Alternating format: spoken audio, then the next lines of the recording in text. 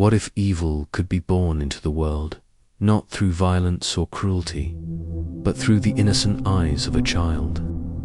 In the summer of 1867, a boy named Timothy Caldwell came into the world in a quiet Missouri farming town. Two neighbors, he was a pale, curious child, the kind who sat silently for hours, staring at fields swaying in the wind. His hair was bright as straw, his smile small and polite, but his eyes were the first thing people remembered. Too wide, too light, almost unbelieved. At first, no one thought much of it. After all, children in rural towns were often shy, strange, or slow to speak. But Dr. Samuel Harding, the county's only physician, would later write, "There was a quality in the boy's gaze that unsettled me from the first examination, as though the mind within was not that of a child at all, but something older, colder, and infinitely watchful." The first incident, Timothy's family lived on the outskirts of Sedalia. Life was hard, crops failed often, livestock grew. Sick and hunger stalked the farms like a shadow. But the Caldwells managed. They were God-fearing, hard-working, respected by their neighbors. Then, in September of 1867, just after Timothy's 8th birthday, tragedy struck. A farmhand named Joseph Keller was repairing a fence post near the Caldwell property. According to his widow, Joseph had waved to Timothy that morning, who was sitting silently on the porch. That same afternoon, Keller was found crushed beneath. His own wagon, his chest caved in, his arms twisted at unnatural angles. The horses had bolted, dragging the cart across him. But here's the detail that no one ever forgot. A single witness, a neighboring farmer's wife, swore she saw Timothy standing in the field, staring at Keller moments before the accident. She said the boy's lips moved, as though whispering something, just seconds before the horses panicked. Dr. Harding noted the account, though the official report blamed faulty harnesses, but the whispers began. Folks muttered that the Caldwell boy was unnatural. The animal deaths over the next months, the strange occurrences multiplied. Chickens found dead, not from foxes or disease, but laid neatly in rows, throats slit, with surgical precision. A cow, perfectly healthy the night before, discovered at dawn with its insides torn apart, as though clawed by something that shouldn't exist on a Missouri farm. And each time, neighbors claimed they had seen Timothy wandering nearby, his pale face appearing at windows, at barn doors, always silent, always watching. Harding recorded one incident in October. "Mrs. Langley brought me a goose whose eyes were missing cleanly from its sockets. She swore her youngest son had seen Timothy carrying a small knife that morning. When confronted, the boy only smiled and asked if the goose had screamed." The second death by November, the county was on edge. Families barred their doors. Children were warned not to play with Timothy. But still, the deaths continued.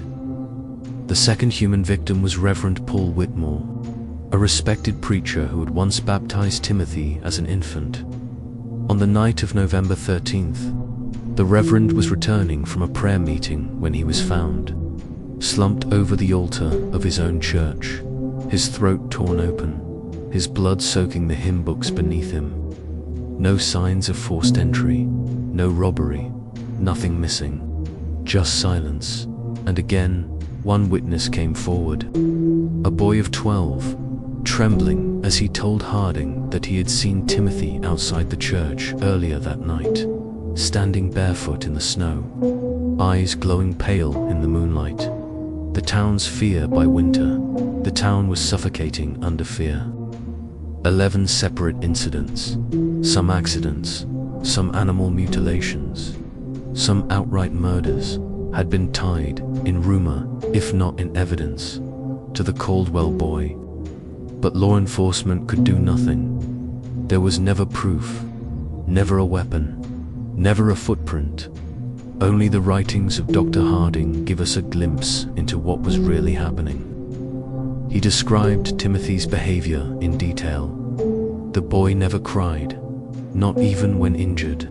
He spoke rarely, but when he did, it was with a chilling calmness, asking questions that seemed too adult, too precise for his age. Questions about death, about pain, about whether the soul could feel once the body was destroyed. Harding wrote, "The child does not laugh. He observes, always observes. When spoken to, he tilts his head in a manner not unlike a predator considering its prey. He watches my hands when I hold my scalpel, and once asked me if I thought the heart could beat outside of the body." The last journal entry in January of 1868, Dr. Harding's journals abruptly stop. His final entry is only a few sentences long. It reads, "The boy came to me today, unaccompanied. His eyes were brighter than I had ever seen them. He asked me if I believed in God's power over death. When I told him yes, he smiled and whispered, 'Then you will meet him soon.'" 2 weeks later, Harding was found dead in his study. His cause of death was listed as a heart attack, but the journal and the fear-gripping Sedalia County suggest something far more sinister.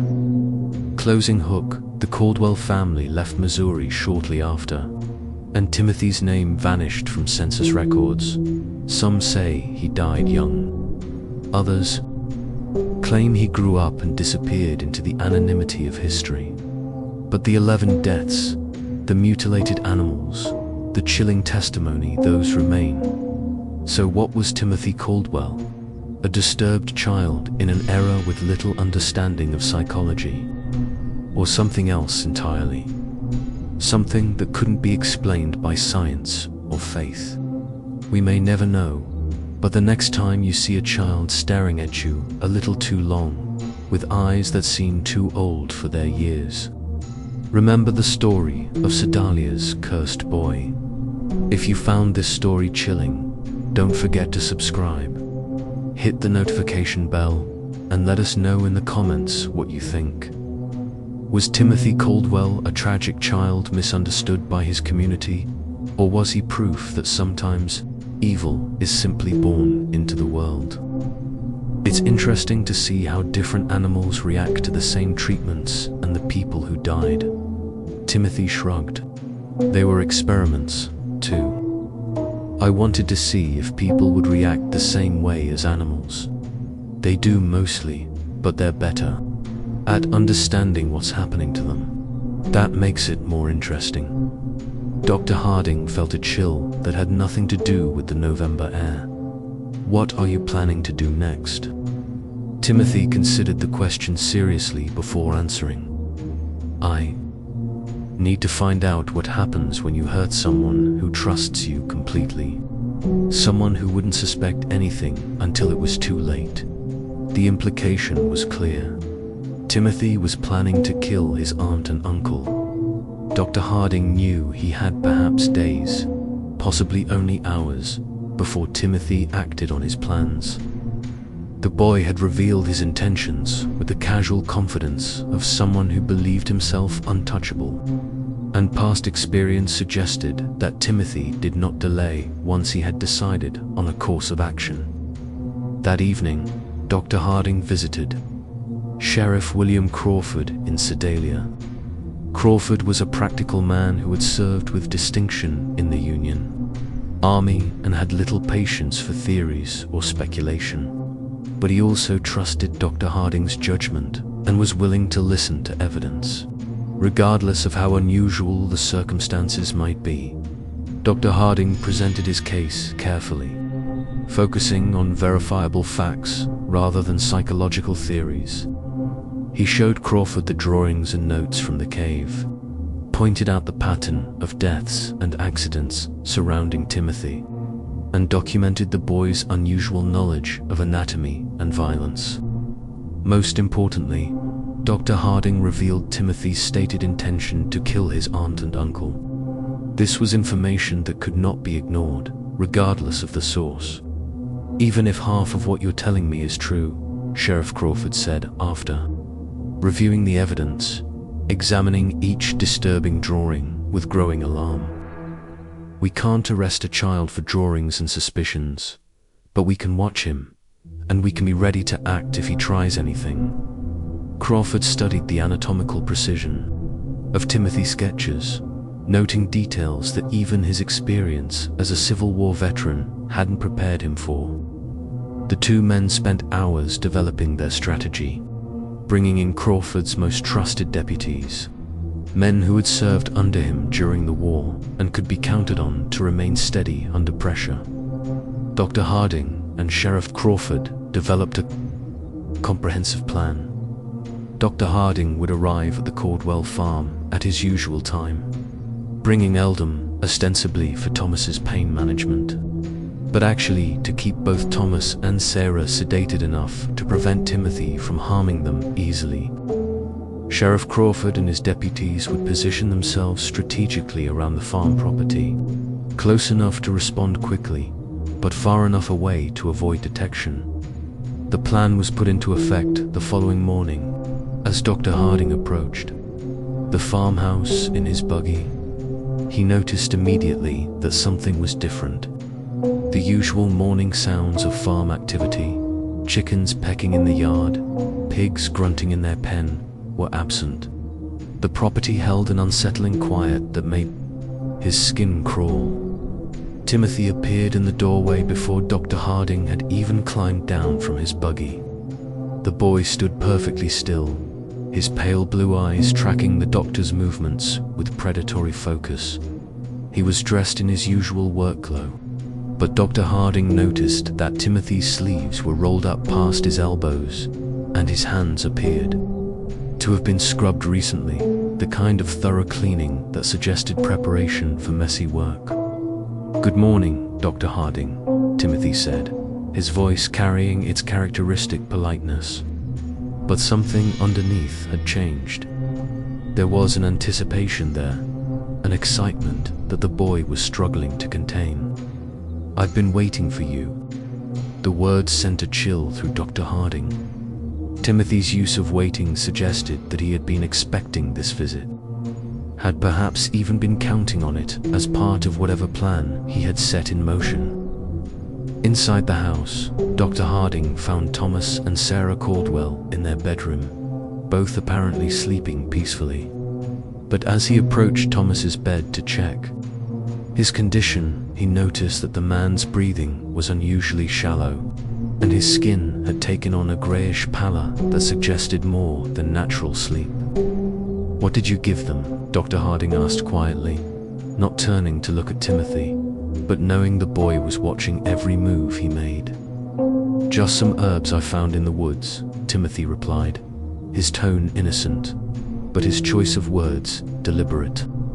"There are so many interesting plants growing wild around here. Some of them have very useful properties." Dr. Harding checked Thomas's pulse and found it weak but steady. Sarah showed similar symptoms. She was deeply unconscious, but still alive. Whatever Timothy had used, he had been careful about the dosage. The boy wanted his victims helpless, but alive, at least for now.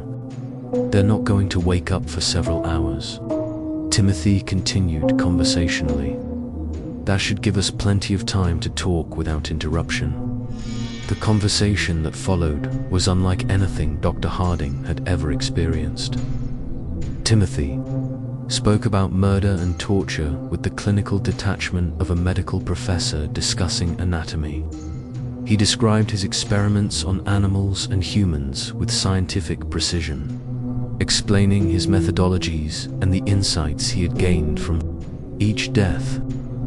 "Mary Fletcher taught me that drowning is actually quite slow," Timothy said, settling into a chair as if beginning a pleasant afternoon chat.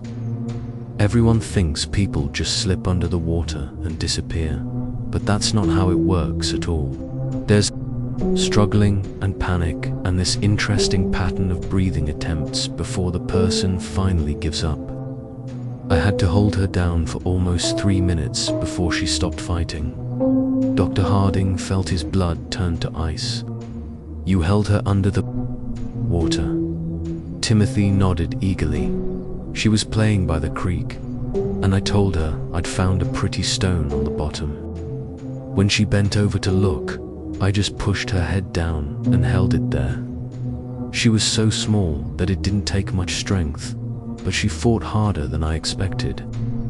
That's when I realized that people have much stronger survival instincts than animals, and Henrik Larsson, that was more complicated, Timothy admitted. I couldn't overpower him physically, so I had to be more creative. I knew he checked his beehives every Thursday morning, so I went up to the bluff the night before and loosened some of the stones along the edge.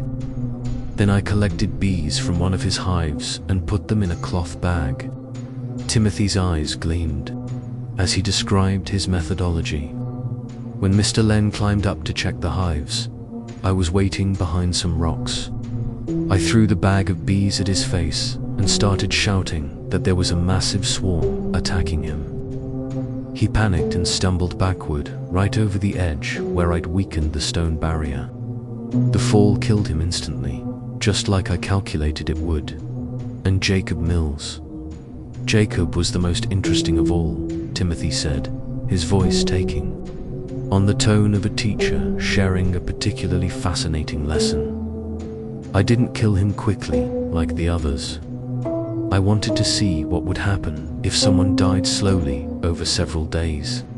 So, I convinced him to follow me into the woods by telling him I'd found a family of baby raccoons.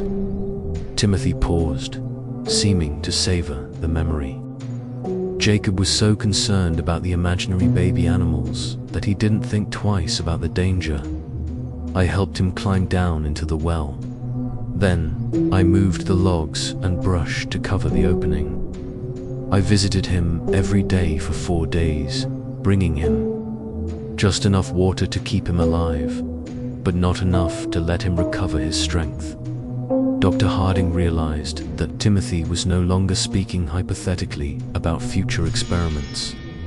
The boy had specific plans, and those plans clearly included the people currently in the house. "What are you planning to do with your aunt and uncle?" Dr. Harding asked directly.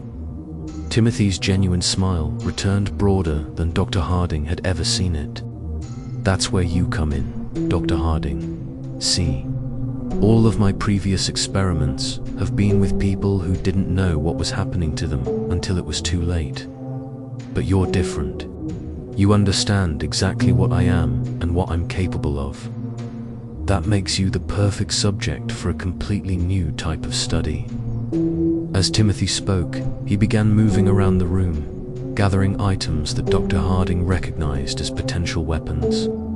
Rope from the barn, a heavy candlestick from the mantelpiece, several sharp kitchen implements. The boy organized his tools with methodical precision, as if preparing for surgery. "I want to find out what happens when someone who knows they're going to die tries to save people they care about." Timothy continued, his excitement growing. "Will you sacrifice yourself to save Uncle Thomas and Aunt Sarah? Will you try to fight me even though you know I've planned for that possibility? Will you try to run away and abandon them to save yourself?" Dr. Harding knew that the time for conversation had passed. Timothy had revealed enough of his plans to make clear that everyone in the house was in immediate mortal danger. He drew the pistol from his medical bag and pointed it at the boy. "Step away from the knives, Timothy," Dr. Harding said, his voice steady despite his racing heart. Timothy looked at the pistol with interest rather than fear. "That's a Navy Colt, isn't it?" he asked conversationally. "I've seen pictures of them in books about the war. How many bullets does it hold?" "6, Dr. Harding replied automatically. Then, immediately regretted providing the information. And how many people are you trying to protect? Timothy asked. There's Uncle Thomas, Aunt Sarah, yourself, and presumably the 3 law enforcement officers outside. That's 6 people, if my counting is correct. So, even if you shoot me, you'll have used up all your ammunition. Timothy moved closer, no longer bothering to stay out of pistol range. You want to know how I became what I am? He said, his voice taking on an almost hypnotic quality. You want to understand whether I was born this way or whether something made me this way. You want to know if there are others like me and how to recognize them before they start killing. Each statement was true, and Timothy's ability to identify and exploit Dr. Harding's intellectual curiosity was as frightening as his capacity for violence. The boy understood people well enough to predict their behavior and manipulate their responses, even when they knew they were being manipulated. The confrontation came as Timothy approached his sleeping uncle with a length of rope in his hands. Dr. Harding stepped forward to intervene, but Timothy moved with surprising speed and strength, producing the kitchen knife and slashing at the doctor's arm. The struggle that followed was brief but violent. Timothy fought with the desperate ferocity of a cornered animal, using the knife with skill that spoke of considerable practice. The boy was smaller and weaker than Dr. Harding, but he was also faster and more agile, and he fought with the calculated precision of someone who had studied anatomy extensively. Dr. Harding managed to grab Timothy's wrist and twist until the boy dropped the knife, but Timothy immediately produced another blade from his clothing. It became clear that the boy had prepared multiple weapons and positioned them strategically throughout the house. The sound of their fight brought Sheriff Crawford and his deputies running from their concealed positions. They burst through the back door to find Dr. Harding struggling with Timothy while Thomas and Sarah Caldwell lay unconscious on their bed, apparently unaware of the violence occurring around them. Deputy Mitchell quickly subdued Timothy while Dr. Harding caught his breath and checked on the unconscious couple. When the dust settled, Timothy Caldwell sat calmly in the corner of the room, his clothes torn and his face bloodied, but his pale blue eyes still holding that same cold intelligence that had first disturbed Dr. Harding so many months earlier. You can't prove anything, Timothy said as the deputies secured him with ropes. Nobody will believe that a child did all those things. Sheriff Crawford looked down at the boy with a mixture of disgust and fascination. Maybe not, he said, but we don't have to prove everything. Attempting to murder your family is enough to see you locked up, regardless of your age. Timothy smiled at that. The same genuine expression of emotion that Dr. Harding had seen the day before. You won't hang me, he said with absolute confidence.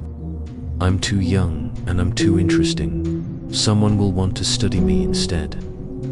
Just when we thought we'd seen it all, the horror in Sedalia County intensifies. If this story is giving you chills, share this video with a friend who loves dark mysteries. Hit that like button to support our content, and don't forget to subscribe to never miss stories like this. Let's discover together what happens next. Timothy Caldwell was wrong about his fate, but right about the impossibility of proving his crimes.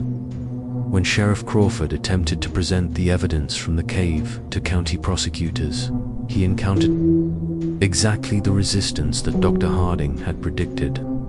The drawings and notes were dismissed as the products of a disturbed child acting out trauma from his parents' deaths. The pattern of accidents and deaths was attributed to coincidence, compounded by Timothy's unfortunate habit of being helpful during emergencies. The attempted murder of Thomas and Sarah Caldwell, however, could not be explained away.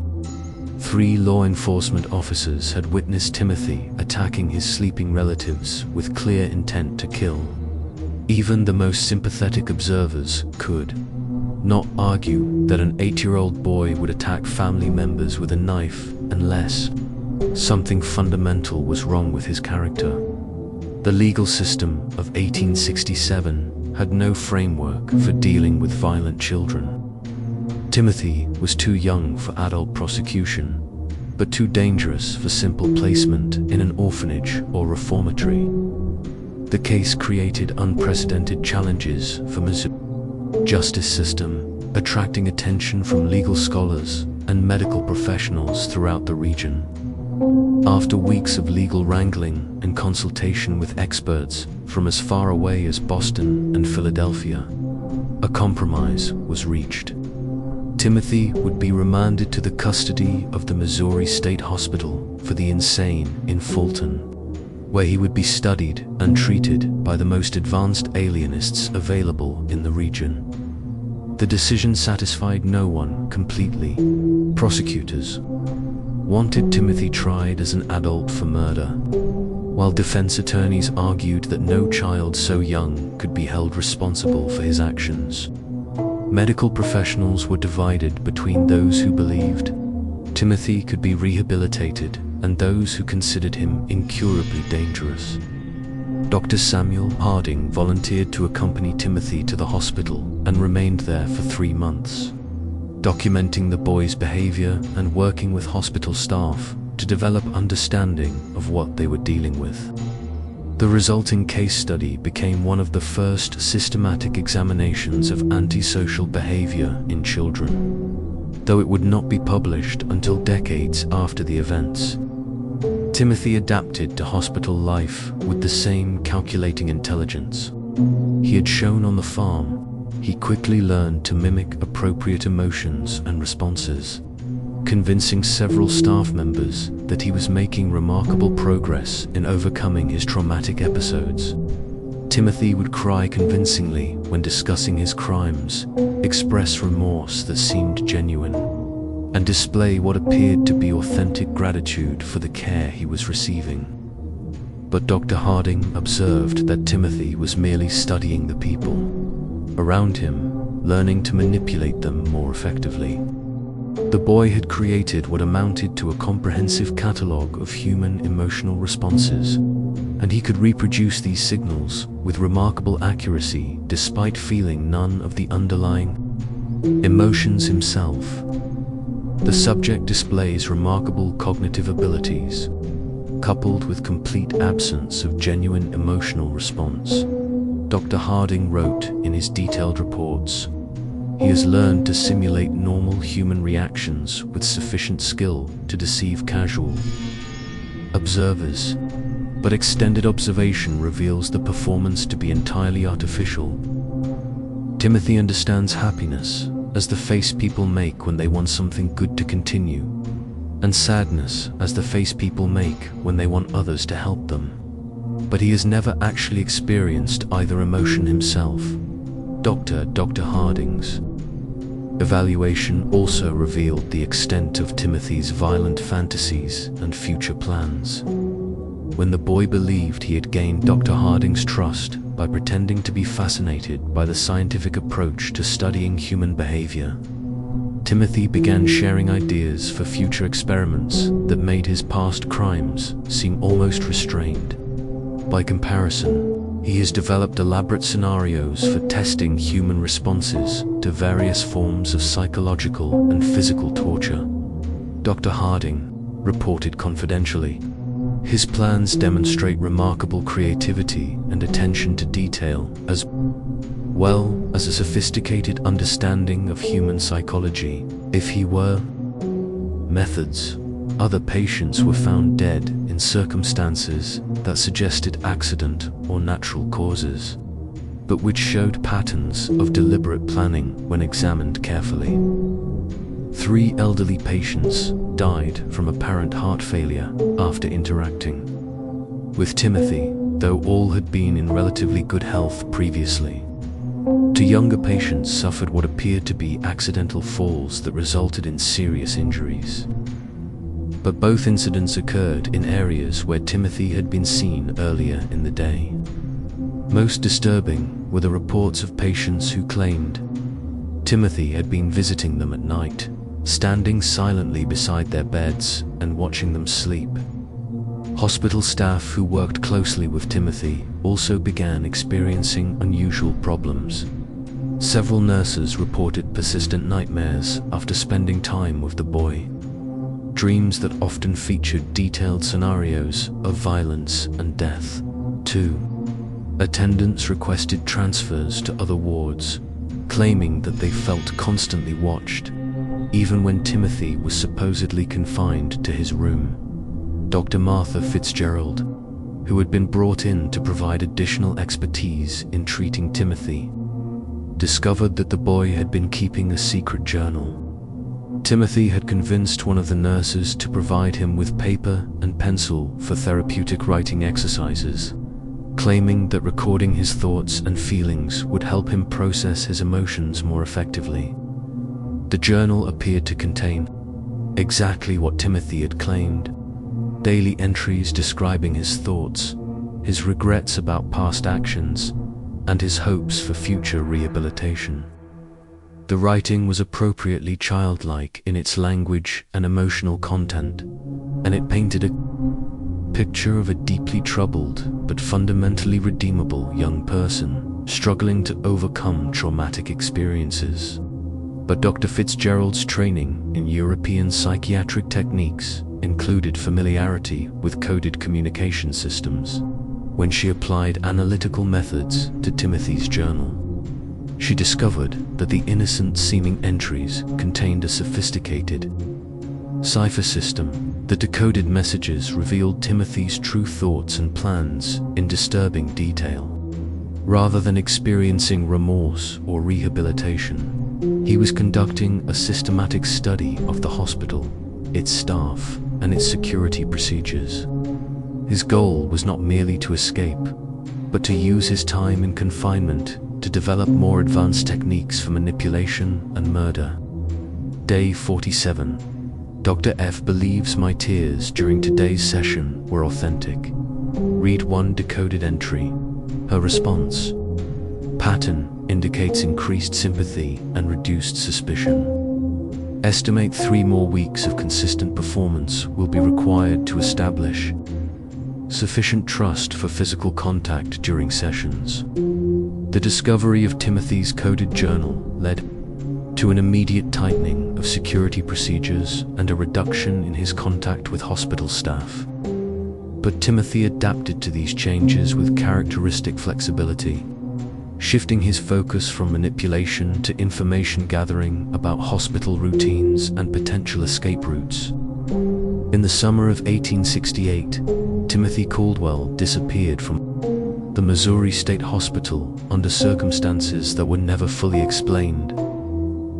The official investigation concluded that he had somehow managed to escape during a transfer between buildings, despite being under constant supervision by multiple guards. Dr. Harding suspected that Timothy's escape had been far more sophisticated than the official report suggested.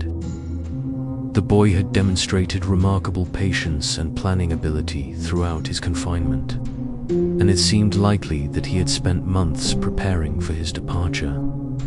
Evidence discovered after Timothy's disappearance suggested that he had been manipulating the facility staff far more successfully than anyone had realized.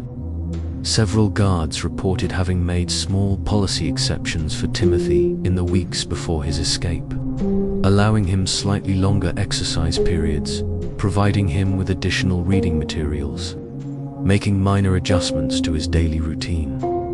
That individually seemed harmless, but collectively may have created opportunities for escape.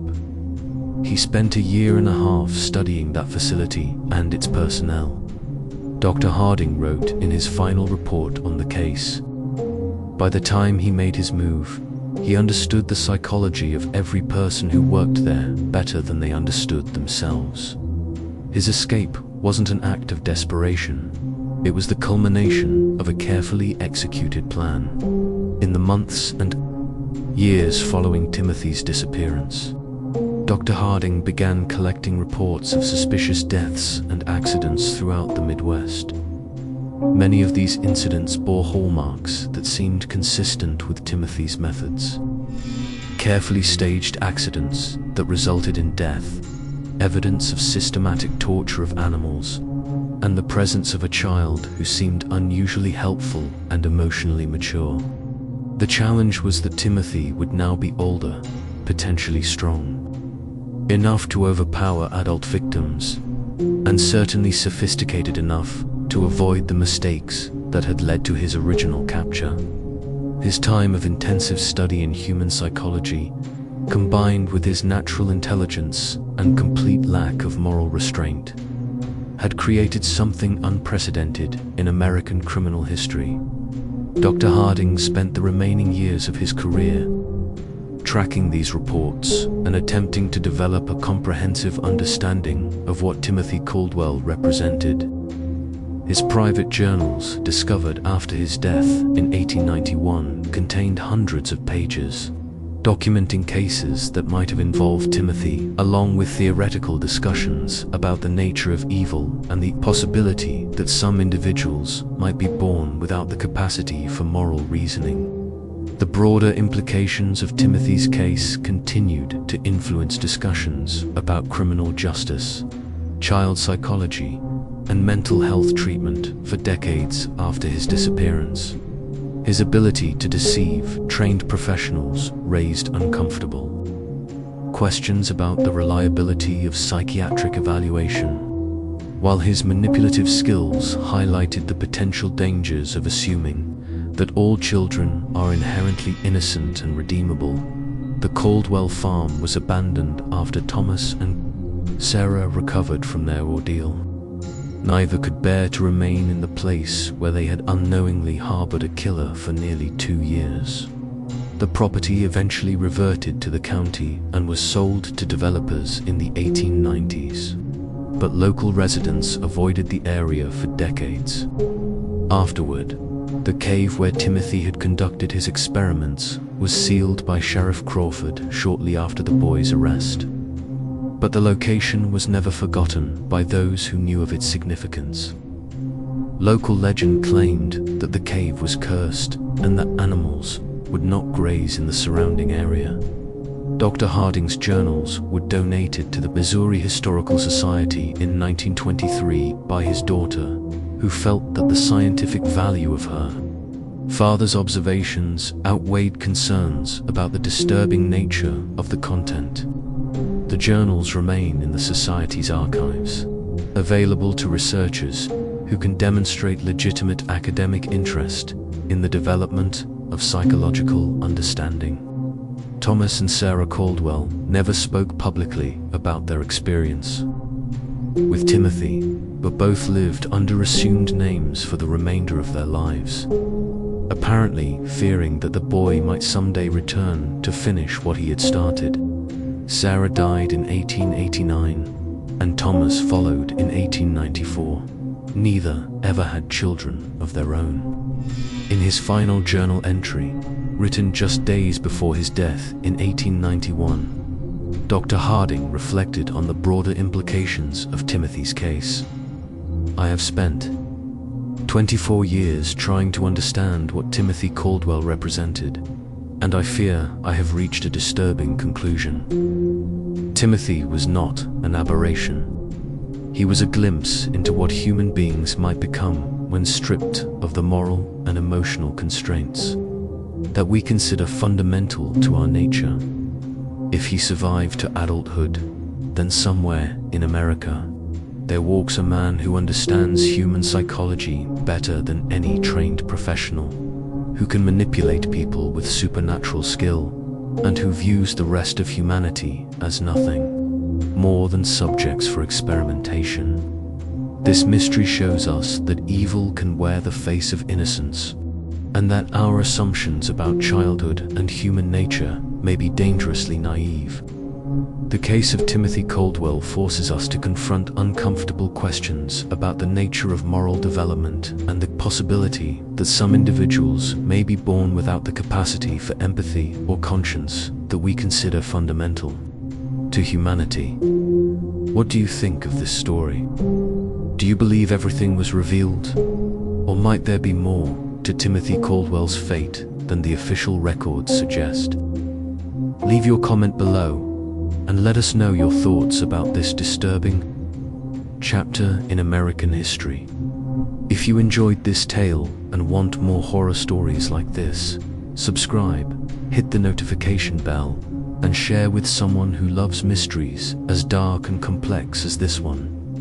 Remember, the truth is often more terrifying than fiction, and history holds secrets that continue to challenge our understanding of human nature. See you in the next video.